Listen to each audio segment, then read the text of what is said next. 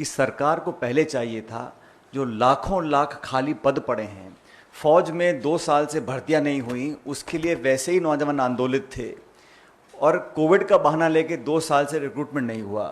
1,20,000 officers के पद खाली पड़े हैं थल सेना के अंदर, तो पहले बैकलॉग को पूरा करना चाहिए था। और जिस जल्दबाजी में इस स्कीम को घोषित किया गया है, सिर्फ शॉर्ट टर्म रेवड़ियां बांटकर लोगों का मन जीतने के लिए कोशिश की है। लेकिन सवाल ये उठता है, जिस प्रकार केंद्र सरकार ने 3 काले कृषि कानून बनाए थे, कथित रूप से कहा गया था किसानों के भले के लिए हम बना रहे हैं, किसान आंदोलन कर रहे थे। अब जिन नौजवानों के लिए योजना बनाई गई है वो सड़कों पे हैं, पूरे देश में आंदोलन हो रहा है। तो जिनके भले के लिए आप स्कीम बना रहे हो, अगर वही आपके खिलाफ आंदोलन कर रहे हैं, तो विनम्रतापूर्वक केंद्र सरकार को इसको रोक देना चाहिए। इस स्कीम से लाभ बहुत कम है और नुकसान बहुत ज़्यादा है। जैसा चिदम्बरम जी ने कहा, फौज के अंदर, और अजय माकन जी ने बिल्कुल सही कहा, फौज में आप 4 साल के लिए भर्ती कर रहे हैं, 6 महीने ट्रेनिंग करेंगे, उसके बाद साल में 2 महीने की छुट्टी भी जाएगा वो, तो टोटल सर्विंग पीरियड जो 4 साल का है, उसमें से मुश्किल से 2.5 या 2.25 साल की वो नौकरी कर पाएगा। उस इतने कम समय में नाम नमक और निशान की जो बात कह रहे थे, ये बिल्कुल सही है। फौज में सरहद पर खड़े होकर देश के लिए शहादत देने के साथ साथ अपने साथियों के साथ एक असमरणीय एक जज्बात पैदा होते हैं।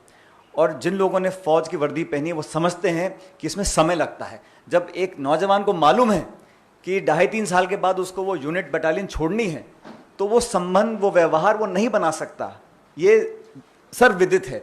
लेकिन जानबूझकर इस स्कीम को डाला गया है। हम समझते हैं इस स्कीम को तुरंत प्रभाव से रोक देना चाहिए। नमस्कार साथियों, भारत सरकार ने योजना बनाई है अग्निपथ योजना। इसमें कथित रूप से बेरोजगारों की मदद के लिए योजना का निर्माण किया गया है। लेकिन 4 लाख लोगों को 4 साल तक नौकरी देना, उसमें से सिर्फ 1 लाख बाद में परमानेंट नौकरी करेंगे, बाकी 3 लाख लोग दोबारा बेरोजगार हो जाएंगे। ये जो अग्निपथ योजना है, इसका पूरे देश में विरोध हो रहा है। जिन नौजवानों के लिए इस योजना को बनाया है वही सड़कों पर आ रहे हैं, इसका घोर विरोध कर रहे हैं, उनके भविष्य को अंधकार में जाते हुए वो देख रहे हैं। मैं चाहूँगा कि सरकार इस स्कीम को वापस ले और इस प्रकार की योजना बनाने से पहले विचार विमर्श हो। लोग, जो नौजवान हमारे पढ़े लिखे साथी हैं, भाई बहन हैं, उनको रोजगार के अवसर मिलने चाहिए, देश में उद्योग लगे, निवेश हो, अर्थव्यवस्था बेहतर हो, हम सब चाहते हैं। लेकिन इस प्रकार की योजना की जो घोषणा हुई है उसका इतना विरोध हो रहा है पूरे देश में। मैं आग्रह करूंगा केंद्र सरकार से कि इस अग्निपथ योजना को वापस लें, क्योंकि सेना के साथ खिलवाड़ नहीं होना चाहिए और नौजवानों के भविष्य के साथ खिलवाड़ नहीं होना चाहिए। कोई कारगर योजना लेकर आए जो स्थायी रूप से लोगों को रोजगार मिले।